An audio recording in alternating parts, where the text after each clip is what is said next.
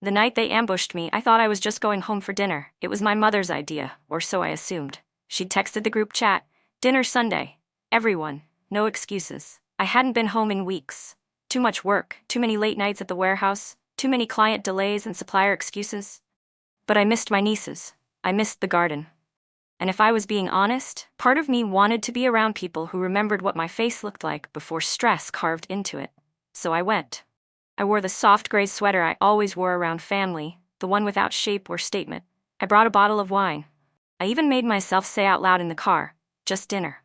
But when I walked into the house, I knew something was off. Too quiet, no kitchen clatter, no kids, no smells, just my parents sitting in the living room, my brother Nate on the armrest, my sister Caroline at the far end of the couch, arms crossed tight. My father had that look, hands folded, jaw stiff, like a boardroom meeting no one wanted to attend. I froze near the coat rack. "Hey," I said slowly, "where is everyone?" "They're not coming," my mom said. Her tone was soft but not kind. I glanced at my brother. He looked everywhere, but at me. My dad stood. "We need to talk about your business," he said. The air drained out of the room. "This isn't funny," I replied, even though no one was laughing. "It's not supposed to be," Caroline said. "We're worried." My father gestured for me to sit. I didn't. "You've poured everything into that thing for 3 years now," he said. "And what do you have to show for it?" I blinked. My fingers curled tighter around the wine bottle. "Revenue's growing," I said. "But profit?" he asked. "I'm reinvesting. That's normal." He shook his head like I'd failed a test. "We've been hearing things," Caroline added. "Clients who weren't happy, delays, canceled orders. And your social media hasn't updated in weeks," my mom added. "Is that because you're—" "I've been busy," I cut in. Nate finally spoke. "Liv, we're not trying to shame you." But they were. It wasn't even subtle. The pity in their eyes had shape. Edges. A kind of practiced, polished disappointment. "What is this?" I asked. "A reset," my dad said. "We think it's time you start looking for something more stable." I let the silence stretch, and then I laughed. Quiet. One breath. Caroline bristled. "Why is that funny?" "Because I thought maybe for once you wanted to see me," I said, "not audit me." My mom's voice turned pleading. "We just want you to be okay, Liv. I am okay." "Are you? Are you?" My eyes landed on a framed photo across the room. Caroline at her promotion party. All smiles and perfect hair and catered trays. Next to it was a much older one.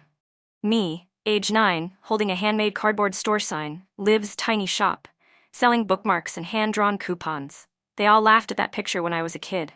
I looked at it now, and I remembered exactly how it felt to be laughed at for trying. "I've built something real," I said. "It's not real until someone else says it is," my father replied. I finally sat down, slow and still, and for the first time in my adult life, I said, "You're wrong." They didn't know it yet, but 2 days later, my inbox would ping. Subject line, WSJ Inquiry, Feature Request, Women Reshaping Local Economies. My name is Olivia Brandt. I'm 32. I run a sustainable packaging company called Lupin Line, and I work out of a converted textile warehouse in a part of town that my parents still call sketchy. I live above it, in a 2-room loft with no central air, a busted elevator, and exactly one stubborn plant that refuses to go away. I spend most nights eating reheated pasta and designing flat-pack prototypes with my sleeves rolled up and my back aching. I don't complain. Not because I'm noble, because I'm stubborn. Stubbornness is how I got here. And it's also why I was never the favorite. Caroline's a lawyer, Nate's in finance. I was the creative one. The family euphemism for undirected, risky, less than. I grew up hearing, "You're so imaginative, Liv," which always meant, "But please don't bet your life on it."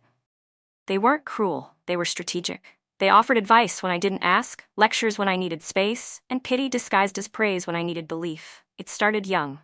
At 12, I designed a school fundraiser flyer with recycled paper and Linocut stamps. The PTA replaced it with something professionally made. At 17, I skipped prom to volunteer at a community reuse center. My mother called it a waste of a dress. At 23, I quit my agency job after they used my design on a campaign but credited the lead designer. My father said I needed to build thicker skin if I ever wanted to work with adults. So when I told them I was launching Lupin Line, no one celebrated. I didn't expect them to, but I also didn't expect them to roll their eyes. My dad asked if I'd taken out insurance for when it goes under. Caroline said, "Just don't ask me to write copy for your handmade tissue boxes." They laughed. I smiled, and I got to work. Lupin Line began with leftover paper and borrowed printers. I sourced scrap pulp from a paper mill 2 towns over, designed labels and wraps for local soap makers, created tiny collapsible gift boxes that folded flat but clicked together without glue. Eco-friendly, custom, small run.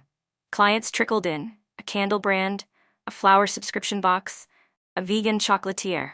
I hand-delivered most of it myself. During the first winter, the heater broke in the warehouse. I wore gloves while packing. My breath fogged as I sealed boxes, but we survived. I hired one part-time assistant, then a second. When the pandemic hit, everyone panicked. Supply chains froze, orders canceled. But then something strange happened.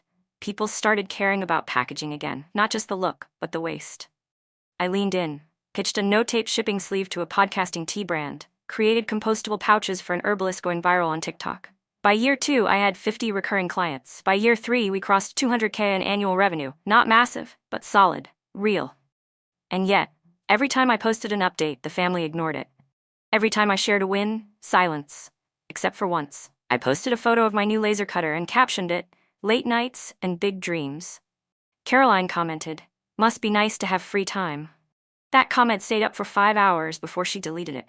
I didn't respond, but I remembered. Because the joke in my family wasn't that I failed, it was that I ever thought I wouldn't. They didn't think I had the grit, or the numbers, or the practicality required to build something that lived outside my apartment walls. What they didn't know is that I already had investors lining up. Not with money, with belief. People who bought what I made. People who told their friends. People who reposted my work without being asked.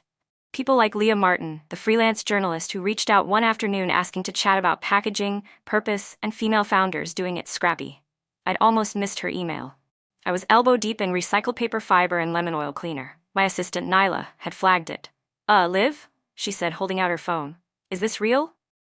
I wiped my hands and read it twice. Leah had been following our page since the pandemic. She was now writing a piece for the Wall Street Journal about women-led startups that quietly survived while others collapsed. She wanted to feature Lupin line, our model, our challenges, our wins.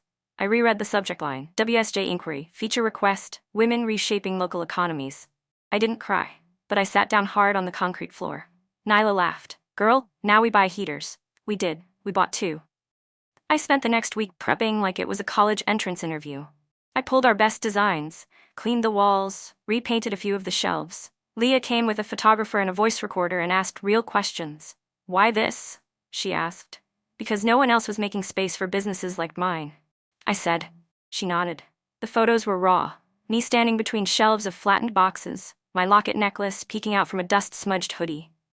My hands ink-stained, alive. The story ran 2 weeks later. The women who built quiet empires, while no one was looking. And there I was, second profile. Full-page pull quote, "We didn't go viral, we just refused to stop." That day my phone blew up. Old clients, new ones, former professors, even the herbalist with the TikTok teas sent flowers. But not my family. Not one word. Until Caroline finally texted, "Mom wants to know if this means you're hiring." The first time I ever printed a box that didn't collapse under its own weight, I cried. I was standing barefoot in the warehouse, hair tied up with a binder clip, hands covered in glue residue and edge cuts from dull blades. The prototype wasn't perfect, corners misaligned, and the folds weren't clean, but it stood. That was enough. That night, I slept on the floor under a wool coat, using packing filler as a pillow. I'd stayed up so late, making box after box, I missed the last bus home. But I didn't care. I had something tangible, a shape I made, a place for someone else's product to live. It would be another year before Lupin Line made money. Another year of saying, "I'm a packaging designer," and getting responses like, "So you make gift bags?" Or "That's cute." Another year of smiling through Caroline's offhand comments at family dinners. "You know, Liv has this eco thing now, right? You should see her website. It's very green." She always said green like it was an ironic punchline. Nate once joked I should send my paper for fortune cookies to Shark Tank. I played along, pretended I was flattered. Inside, I stored the moment like I stored my failed deadlines, tucked away but never discarded. At the start, I didn't know what I was doing. I just knew I couldn't keep doing what I was doing, designing logos for tech bros who loved minimalism, and underpaying interns who did all the work. I wanted to build something that felt useful, ethical, quietly beautiful. The idea came when a soap maker I worked with asked if I could source biodegradable sleeves for her holiday set. I couldn't find any that weren't ugly or ridiculously expensive. So I made one. It worked, so I made 10. Then I made a catalog. I didn't know I was starting a company. I thought I was just solving a problem. But that's what most companies are, right? Repeated acts of stubborn problem solving until you can't ignore the thing you've built. The real pivot happened 2 years in. A friend of a friend tagged me in a post from a wellness brand looking for someone to create a zero-waste, luxe unboxing experience. The brand had just gone viral. Their DMs were a war zone. I responded anyway. I sent one photo and a PDF mock-up of my accordion fold design. No pitch deck, no logo-stamped email signature, just the product. They called me 3 hours later. "I don't know who you are," their creative director said, "but we want this." It turned into a 3-month project. They gave me a retainer. I used the money to buy our first in-house cutter. Then I hired Nyla, first as a temp, then full-time. We printed 10,000 units, folded by hand, each one unique in grain and cut. The feedback? Immediate. People loved it, not just the product, but the way it made them feel. Our email list tripled. Clients started referring each other. That was when I allowed myself to call it a business. Still, I didn't tell my family much. I kept things surface level. Things are going well. Pretty busy lately. I never said we landed a multi-state order, or I'm negotiating licensing with a Canadian distributor. I learned not to hand them my pride just so they could wrinkle it. Because here's what happens when you grow up being told that your dreams are too soft. You start putting them in boxes. Literal ones, in my case. And then you reinforce the folds so tightly, no one else can get inside unless you let them. I let Leah Martin in, the WSJ writer. Her message felt like a prank at first. I clicked on her bio 5 times before I replied. She'd profiled a chain of zero-waste cafes last spring and a mobile app for community composting in October. I'd bookmarked both. She came with a photographer named Callum, who wore socks with his company's logo and asked to pet the warehouse dog. Technically not ours. He wandered in from the back alley and never left. Leah didn't ask me how it felt to be a woman in business. She asked me how it felt to keep building even when no one clapped. I told her the truth. You start by filling a gap in the market. Then you realize you're also filling a gap in yourself. The piece ran under the headline, "They told me it wasn't a real business, now it pays my rent, and others too." I was second in the lineup, right after the founder of a repurposed textile studio in Ohio. My photo was unfiltered, me in our warehouse hoodie, laughing with a pair of scissors in hand, surrounded by craft paper and clutter. The day it went live, our site crashed. Nyla messaged me 10 minutes into her shift. "Dude, we need a better server." By noon, 3 wholesale inquiries landed in my inbox. One from a boutique chain in Germany, one from a woman in Nairobi who said, "We're trying to do this here, but no one listens until they see it's working somewhere else." That sentence stuck. No one listens until they see it's working somewhere else. That had been my family's entire strategy. They never saw me, they waited for the world to do it first. 2 weeks later, my dad called. "I saw your name in that newspaper," he said. "Didn't realize you had all these clients. You didn't ask." Silence. "Well, your mother was proud. She didn't say that to me." He cleared his throat. "We were thinking, maybe it's time you come home for dinner, bring a sample or something." I said I'd think about it. I didn't. Because finally, I understood the game. They hadn't changed. I had. It had been almost 2 months since the WSJ article when my mother invited me to brunch with just the girls. That meant her, Caroline, my Aunt Joy, and 2 of my cousins, none of whom had ever asked about Lupin Line, even when I posted our first billboard ad. Still, I went. I brought a small box wrapped in matte craft paper, tied with one of our signature stitch fold labels. Inside was a sample set from the new collaboration with Studio Aura, 5 pieces of sustainable packaging with hand-lettered inserts explaining each one's function, fold, and environmental impact. I placed it on the table like a gift. Because it was. Caroline unwrapped it first. She flipped through the contents silently, then passed it to our mother. They all murmured. "It's very nice," Joy said. "It looks professional," my mom added as if she was surprised. Then Caroline said it. "Liv, I don't think any of us realized you'd take it this far." I tilted my head. "Take what far?" "You know," she said, smiling carefully, "the whole branding thing." "It's a company," I replied, "with employees, clients, international licensing." "Well, sure, but it's just paper, right?" The same old tone, patting my head while keeping the upper hand. But I didn't flinch. I picked up my tea, let the steam settle before I spoke. "It's not just paper," I said. "It's how people tell stories before the product ever touches their hands. And when you don't take that seriously, you're missing half the connection." Joy blinked. My mother shifted in her seat. Caroline leaned back. "I didn't mean anything by it." "You never do," I said. "But you say it anyway." She looked like she might argue, but something in her faltered. "Liv," my mom cut in gently, "we've always supported you." "No," I said calmly. "You tolerated me. That's different." The table went quiet. "I stopped trying to get your approval when I realized it wasn't based on anything real. You dismissed me before I even had a chance.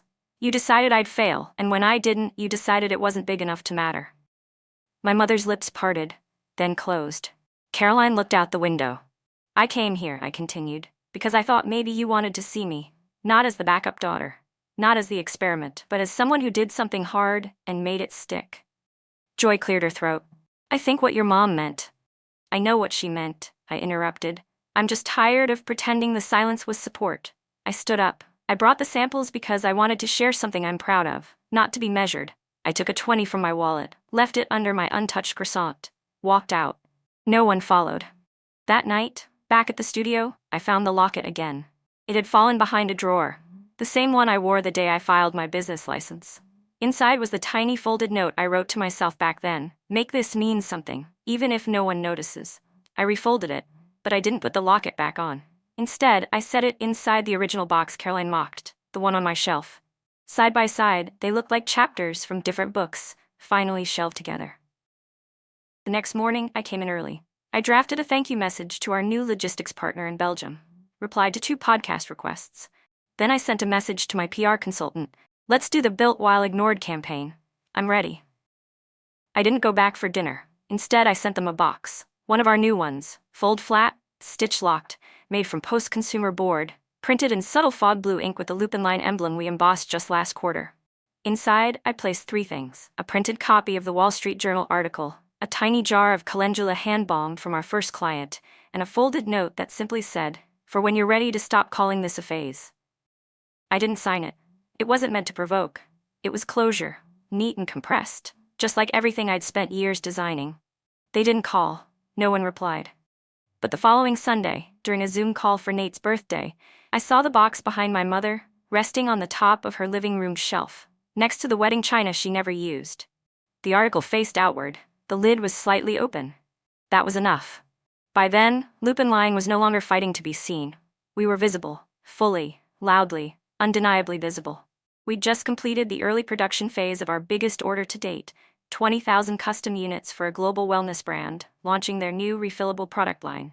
The request had been ambitious: magnetic closures, no glue, soy-based ink, custom folds. They gave us a 5-week turnaround. We delivered in 4. Their CEO sent a voice note the morning after the launch. I've worked with bigger vendors, but none with your heart. Whatever you're doing, don't stop. I didn't play it for anyone. I didn't post it. But I saved it. That was the week we launched our studio campaign, Built While Ignored. It was Nyla's idea, a storytelling series of female-led businesses that had grown without press, praise, or capital. The first post featured our story. The second featured the candle maker who gave me my first order. The third was about a Black-owned packaging printer in Ohio who nearly closed during cough event until we referred clients their way. The campaign blew up. Requests for interviews came in. So did hate. Some people called it performative. Others called it too niche. Caroline texted me a screenshot of a LinkedIn post criticizing it. Her message just said, "They're scared. That means it's working." I laughed, then pinned the comment that said, "If quiet women are finally loud, maybe the room was never theirs to begin with." A few weeks later, my father called. He asked if I was still doing the boxes. "I'm running a business," I said. He paused. Then, "Caroline says you're expanding. That true? We just signed a partnership in Singapore." He grunted like it meant something. I didn't press. That was his way of saying he saw me. What surprised me more was the message from my cousin Jonah not long after. "I'm working on a sustainable print project, and everyone keeps pointing me to your brand. Would love to learn from you. Can I buy you coffee?" I said yes. Because I built Lupin Line to stand alone. But I built it with open doors. That's the difference between starting something to be admired and starting something to serve. My family still didn't say much, but I could feel the shift. At a family barbecue 3 months after the article dropped, Caroline pulled me aside while we were setting out napkins. "You were right," she said. "About all of it. You built something bigger than any of us expected." I shrugged. "I didn't do it for you." She nodded. "I know, that's why it worked." Then she hesitated. "Liv, I was cruel for a long time. I thought you needed to be brought down to reality. Turns out you were already living in it." I didn't hug her, but I said, "Thanks." Later that night, my mother brought me a Tupperware of leftovers and added softly, "Your father tells everyone about the article. He just won't say it to you." I nodded. That sounds like him. I didn't ask for more, because I didn't need their applause anymore. I had something better. I had proof. Proof that I could build something real from scratch. Proof that my hands, my ideas, my instincts, so long overlooked, were right all along. Proof that the world doesn't reward the loudest voice. It rewards the one that keeps speaking even when no one's listening. I went home that night and opened the drawer where I used to keep the locket. I took it out, unfolded the tiny paper inside. The note I'd written to myself when Lupin line was just a name scribbled in the margins of my rent check. Make this mean something, even if no one notices. I smiled, folded it again, then slipped it into a new box, our latest design, light blue ink, clean seams, smooth fold. This time I didn't hide it. I set it on my studio shelf, front and center, for me. Some mornings I still wake up expecting to be behind. It's an old instinct, wired from years of defending my time, my work, my worth. But now, when I walk into the warehouse and see the light hitting the shelves just right, when I hear the low hum of machines and quiet voices solving problems I once carried alone, I exhale. I made this, not from spite, not for applause, just because I could. There's a kind of peace that comes when you no longer need your story to be understood by the people who once reduced it. When your worth doesn't hinge on anyone finally saying, "You were right," you learn to stop translating yourself. You just speak. I still wear the locket sometimes. But now it's not a talisman. It's just something my younger self would have loved. Every once in a while, I pull the paper from inside, the one that says, "Make this mean something." Even if no one notices. And I whisper back, "They noticed." But more importantly, you didn't need them to. We're hiring 3 more team members next month, expanding to a second unit down the block. Nyla's leading her first big client pitch solo. I told her what no one ever told me: take up space. You earned it. And when she looked back and smiled with her whole face, I felt it. The full circle click of healing. I don't need my family's praise to breathe deeply anymore. The work breathes for me. And every folded box, every custom seam, every small solution that holds something bigger, it all says the same quiet thing: you can build your own name, and it will hold.